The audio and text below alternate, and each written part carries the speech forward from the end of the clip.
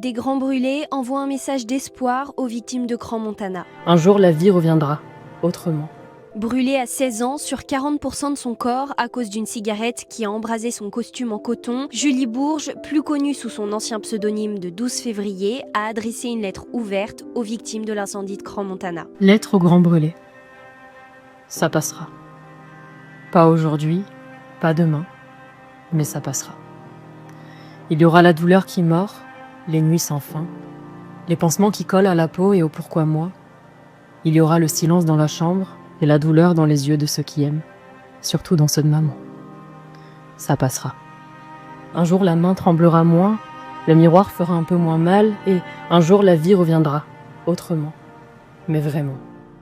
Un long parcours attend les 116 blessés qui ont été gravement brûlés lors du Nouvel An. Des associations peuvent les aider et accompagner leurs familles. Vous avez principalement, pour ce qui concerne la Suisse, l'association Flavie qui aide les victimes de brûlures. N'hésitez pas à les contacter si vous êtes dans le besoin. Et pour ce qui est de la France, vous avez des associations comme l'association des brûlés de France, l'association Burn and Smile.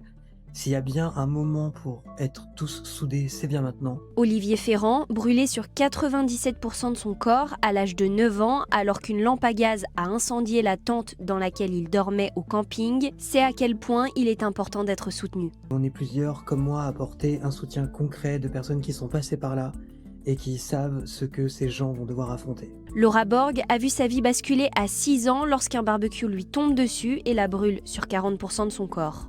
On m'a plongé dans un coma artificiel 3 mois pour supporter les phases aiguës car le choc est tellement important que le cerveau perd pied.